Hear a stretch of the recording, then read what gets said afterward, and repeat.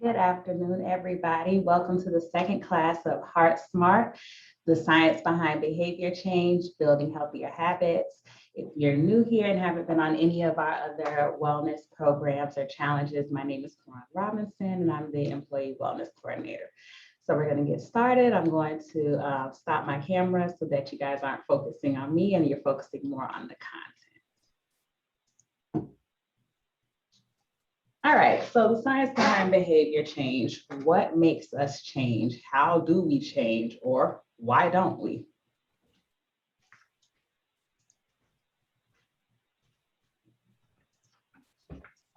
So before we get started, I want you to ask yourself these questions. What things are most important to you out of life? What do you want most in life? And how does your current behavior fit in with your goals and values? So once you have the answer to those questions, hold on to it in your mind as we go through this lesson.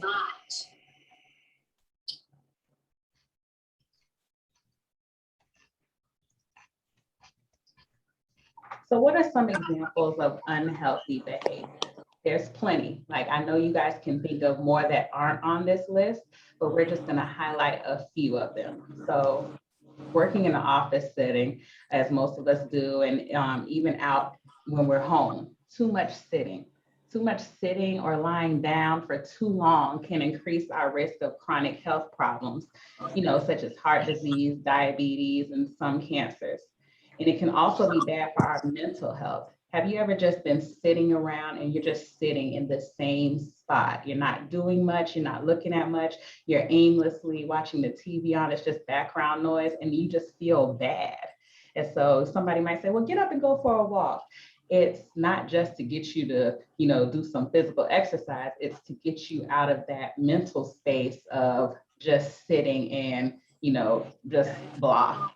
And that happens when you're sitting too much. So get up, walk around, ask your boss if you can get a standing desk so that you can stand up periodically to do your work, walk around the nurses' stations so that you can get out of that unhealthy behavior. Grazing on fatty and sugary foods.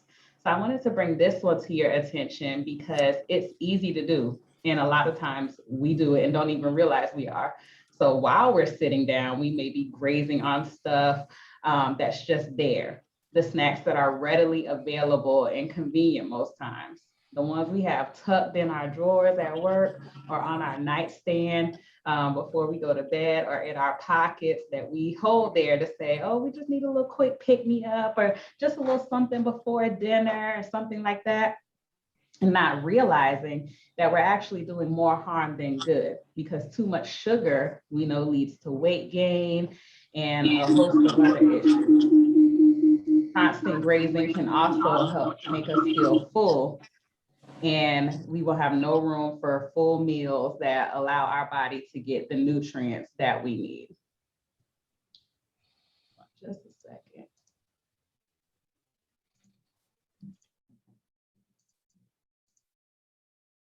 Okay, so if you're just joining us, I'm going to ask that you mute yourself. Scroll ahead.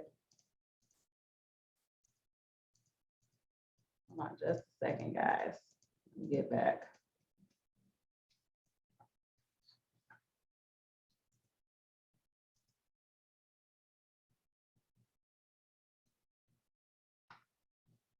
Hold on.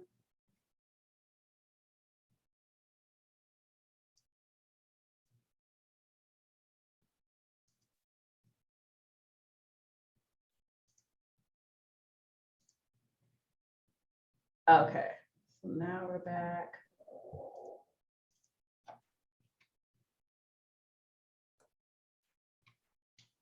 Technology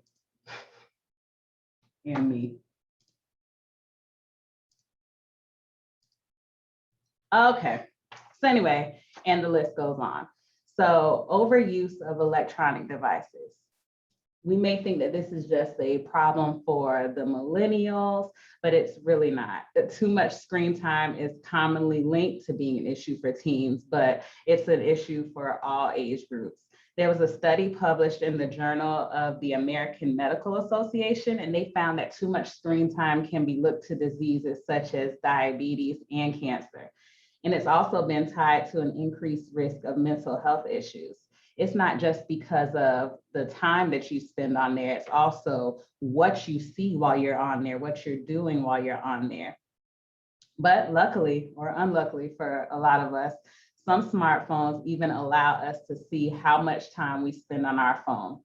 I don't personally have this option turned on, but if you're brave and you really struggle with taking time away from your phone, you can go into your settings on most phones and turn it on. And you'll be surprised at how a little bit of social media, a little bit of checking your emails or just watching videos or whatever you're doing on your phone adds up. And you'll be like, oh my goodness, I was doing this for like 4 hours and didn't even realize. So why do we engage in behaviors that we know are unhealthy? So we have a video. I'm going to share that video.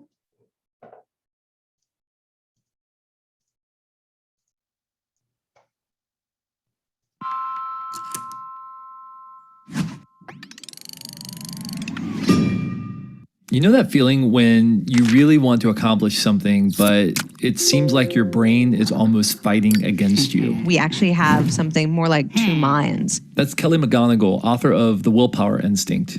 We have one brain that is very responsive to our immediate needs. And when we're in that mindset, we tend to make choices that are inconsistent with our long-term goals. But we also all have this other brain, this other mindset that thinks about long-term consequences, remembers what our big values are, takes a kind of expansive view on our lives and our choices. And when we're in that mindset and that system of the brain is in control of our choices, we tend to do things that make our future self actually happier and healthier, more productive, more successful. So Kelly says that while many of us think of willpower as the ability to say no to that short-term part of our brain, it can actually be much more effective to tap into the different types of willpower that help us unleash the long-term part of our brain. Many people think of willpower as the ability to resist temptation, but willpower is actually 3 powers. I will power, I won't power, and I want power. I won't power is what we typically think of as willpower. It's the ability to resist temptation. I will power. That's the ability to remember that you want the consequences of doing this difficult thing.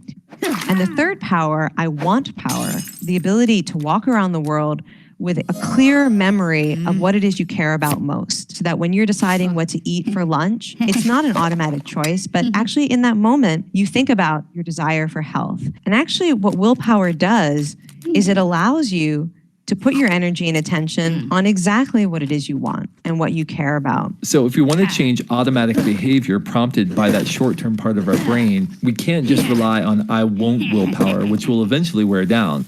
We also have to tap into I will willpower, like whenever I'm tempted to eat a piece of chocolate cake, I will eat a handful of carrots instead. Or I want willpower. Like when I'm tempted to smoke, I'll remind myself that I really want to be alive to see my grandchildren. By doing this, we're tapping into new sources of willpower, and it will make changing those behaviors that much easier. Huh? Yeah. Hey guys, my name is...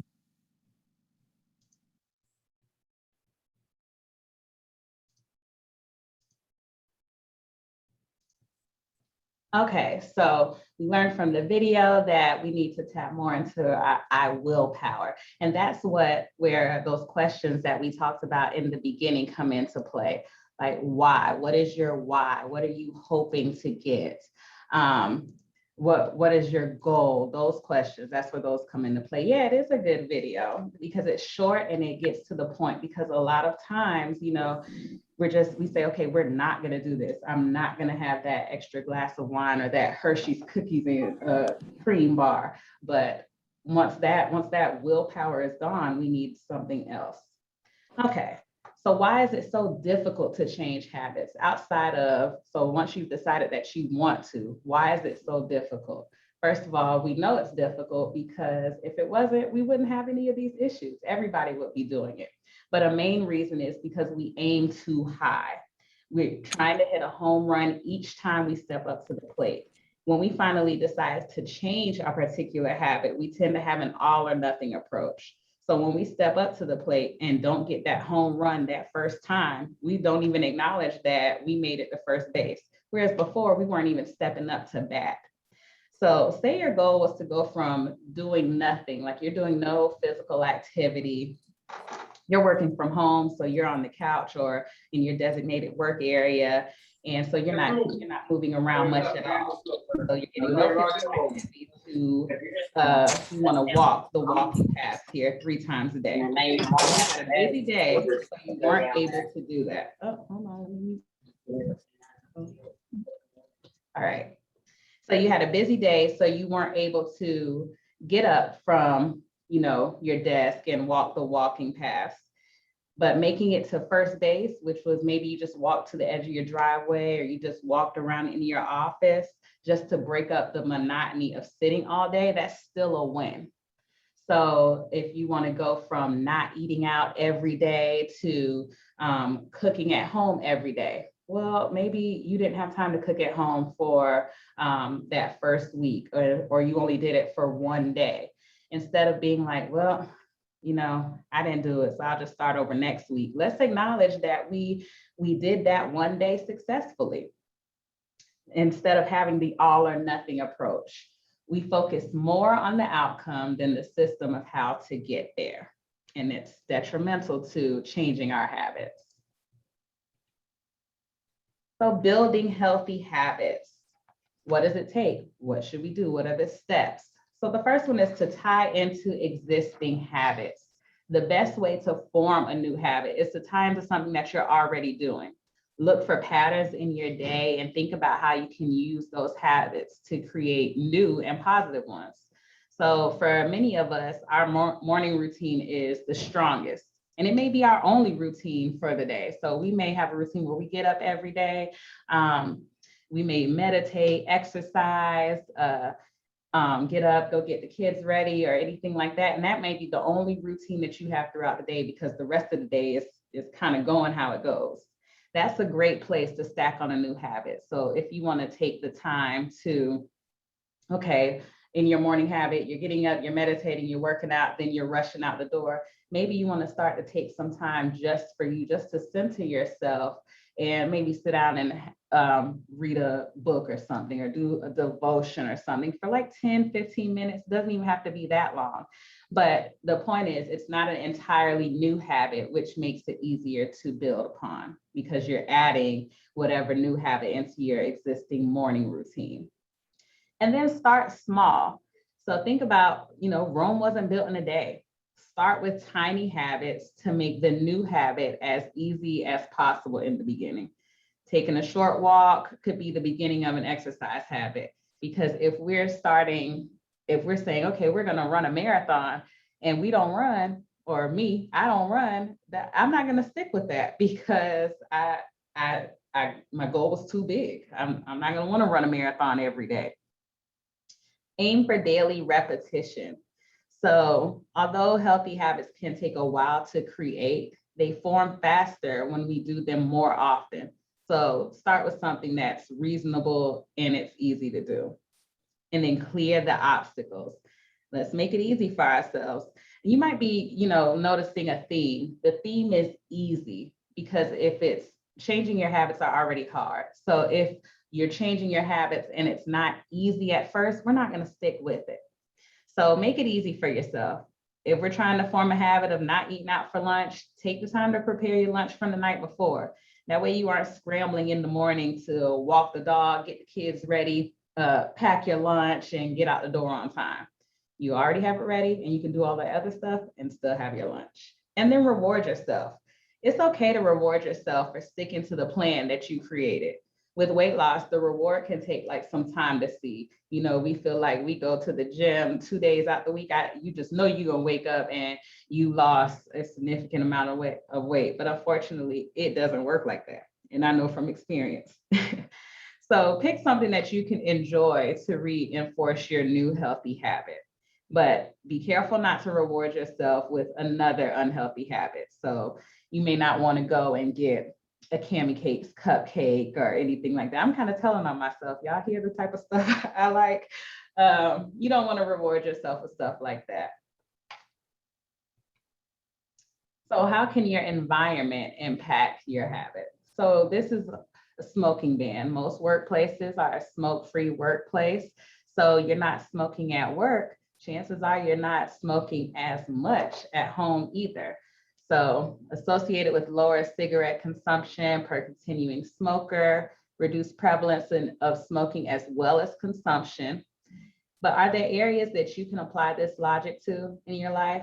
So the world is opening back up. We're getting vaccinated. We're going back out to eat. Some of us are traveling. But what habits did you pick up what positive habits did you pick up while we were quarantining or while we were under the stay-at-home orders or not going out as much that you can continue now that the world is opening up? So think about that. What other areas can we apply this logic to? All right, you want to change your behavior, want to change to a healthier behavior? Ask yourself some more questions. How can I make it obvious? If your goal is to include an apple every day for your lunch, put a Post-it note on the fridge to remind you. I don't know if any of you guys are familiar with the show on TLC, My 600-Pound Life. I personally love it. And there's a doctor on there. His name is Dr. Now. And so what I've done is I've printed a picture of Dr. Now and I put it on my refrigerator or my pantry. And I just imagine his voice when the participants come into his office saying, hello, what have you done this week? Or he's telling them that they haven't done what they were supposed to do, or that they're eating too much and not working out. And so just that little reminder is obvious to me. Okay, yeah, Karan, you don't need this. Back away from this. And it's obvious. So you need to find something that makes it obvious for you. And that could be a simple little Post-it note. It might not have to be a picture, simple Post-it note or a reminder on your phone to periodically pop up to remind you to make a good choice. How can you make it attractive? If something isn't appealing to you, you're less likely to do it. For me, working out becomes more attractive when I have something new. So whether it be new workout clothes, new shoes, new accessory, or starting a new program, that's what makes it attractive to me. So you have to find what makes your new healthy behavior attractive. And we talked about how you can make it easy and how you can make it satisfying. And consider the opposite if you're trying to stop healthy habits. How can you make that unhealthy habits? How can you make that obvious to stop doing what you're doing? How can you make it less attractive? Like, okay, how can I make this not look so good to me so that I don't do it? How can I not get as much satisfaction? Stuff like that. So this chart comes from the book Atomic Habits. In the book, there's a quote from Albert Camus: life is the sum of all your choices. And every one of these little choices can have a bigger impact than what we may have planned for or think. The book also references atoms as fundamental units of a larger system. It says that atoms are basically our habits are basically the atoms of our lives. So that means little patterns, good or bad, that we repeat over time bring significant results. And that's what behavior change is. Behavior change is the long game, which is why it's not as attractive to most people, because we want things or results instantly. Small positive habit changes can build up over a long period of time, and that can mean a huge positive impact on our health, finances, relationships, etc. The same is true for negative habits. Over periods of time, despite the fact that they may seem so small, they can build up and have a serious negative impact on our lives. So going back to the chart, let's say you eat out every day. So the blue line, which is going up 1%, 1% change, the blue line is, okay, instead of eating out 7 days a week, you're going to cook at home for one day that week. So each week that goes by, you're slowly increasing your health, just that small little change, just that one little 1%. And then you might even start eating home 2 times a week, 3 times a week. And then maybe you'll get to the point where you only eat out on weekends. But over time, that small little change that started from, I'm just not going to eat out one day a week, is going to give you positive and lasting results. And it's so insignificant at first because it's just one day. I can't possibly outdo all these 7 days with just this one day, but over time it builds, it compounds on each other, and you build a new habit. And the same is, okay, you said you're not eating the red line, you said you're not eating out, but instead of decreasing, what you've done is added more times in the day. So now you're eating out 7 times a week, and now you're eating out for breakfast and dinner. So now you're adding more to it. And that one little meal at breakfast may not seem like it's doing a lot, but it is over time. So the bottom line is to play the long game, make small changes, small positive changes, and they will add up over time. So stages of change. There are 6 stages of change that we go through to build a healthy habit.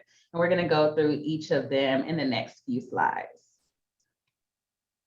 Pre-contemplation. In this stage, you're not thinking about changing yet, or you're unwilling to change or unable. The primary task of this stage is to raise awareness. So you may be high cholesterol runs in the family. Oh, that's my lot in life. There's nothing I can do about it. So you're not even thinking about it. And then I've tried so many times to lose weight. It's hopeless. Weight loves me. It's something like that. So you're just accepting it. You're not ready to change. It just seems like you won't be able to change. But to get out of this stage, you have to realize that your current behavior conflicts with your personal goals. So instead of saying, I've tried to lose weight so many times, it's hopeless, you want to realize, okay, I may have tried so many times, but let me try again a different way, adding a new element. Let me acknowledge that I've created a small goal that can get me to my larger goal to bring you out of the brief contemplation stage. Now we're in the contemplation stage. You see the possibility of change, but you could go either way and are uncertain. So on the pre-contemplation stage, it was, you tried to work out and it's useless. But now you're kind of teeter-tottering. Now it's, I don't have time to exercise. I know it's not good for me, but I just crave sugar when I'm stressed. The primary task of this stage is to help choose change. So you have to decide and say, okay, I want to lose weight. I want to eat cleaner. So I'm going to make time to exercise. I'm going to replace my sugar cravings with some fruit or something else that I can eat. So to get out of the contemplation stage, you want to list the pros and cons of the lifestyle change, and then how you can overcome the barriers, the cons. So this is an example. So a healthy food choice, and you can put anything in this chart. It doesn't have to be physical activity and healthy food choices. So the pros for healthy food choice: you lose weight, feel proud of yourself, try new and delicious foods. The cons: you may spend more on food, you may need to cook more often at home, need new recipes, need to convince my family. So you're going to make one of these a pros and cons chart for each of your behaviors that you're trying to change. Most times the pros will outweigh the cons. Now we're in the preparation stage. In this stage, you're committed to changing, and the primary task in this stage is to identify appropriate change strategies. So you want to create a realistic action plan with achievable goals.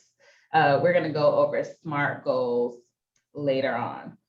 So in your realistic plan, that's important, because we refer back to our example of you don't do any running or any walking outside, and now your goal is to run a marathon. Well, that's not really realistic right away, and you're less likely to keep up with it. So identify reasonable alternatives to obstacles and common barriers to healthy habits. We've all said this once upon a time. I don't have the time. I don't have the willpower. I can't do this alone.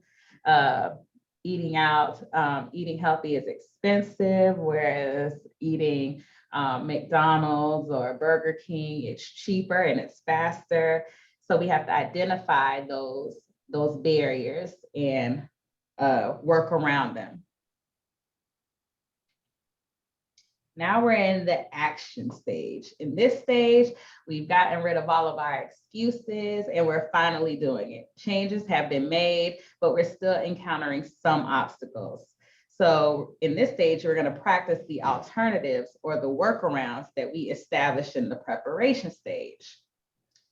So this chart shows a flow chart of you started to make changes, changes have been made, you're getting support, and you're rewarding yourself for a job well done. But also what's key in this action stage is to track your progress.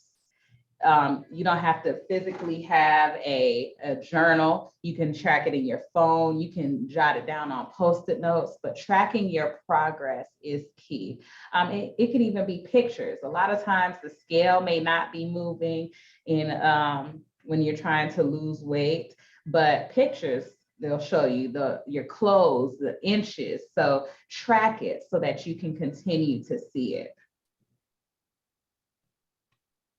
Maintenance. So in this stage, we've achieved our goal and now we're working to maintain the change. Now, this change can be the most difficult of all of this stage can be the most difficult of all of the stages because you have to continue those healthy habits in order to maintain. So you're here, you've made it. This is the new you. You've practiced the new behavior for about 6 months.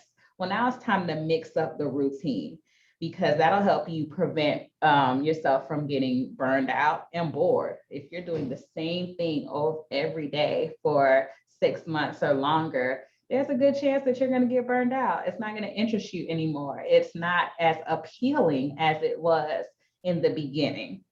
And you need it to be appealing so that you can continue on.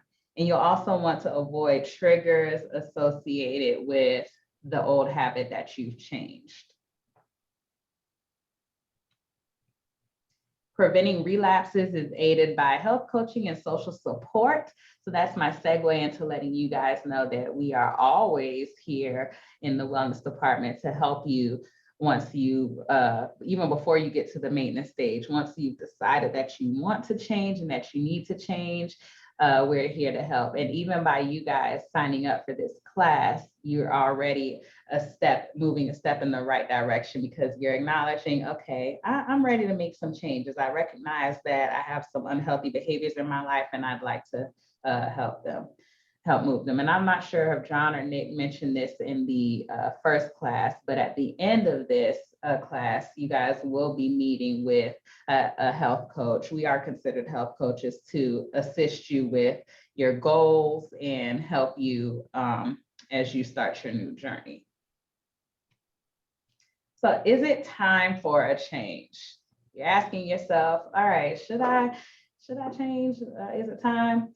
So ask yourself these questions. I know it's a lot of questions that we're asking you to ask yourself, but really do it. Is changing the behavior important to you? If it's not important to you and you specifically, and you're trying to change this behavior for somebody else, you're not really going to do it.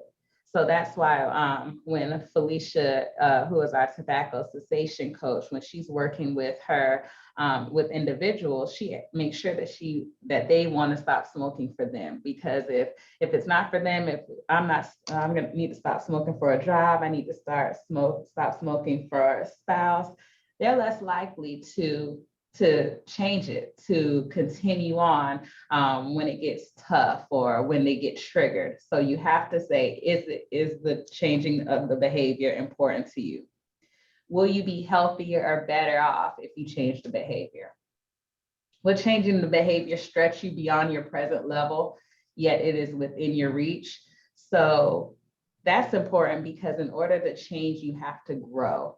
And so if you're constantly trying to stay within the box that you're comfortable in, you may not be able to reach that new level to get you closer to your goals. So you don't want it to be on the other side of the world and you're reaching for it, but you don't want it to be right here in your comfort area, your normal route.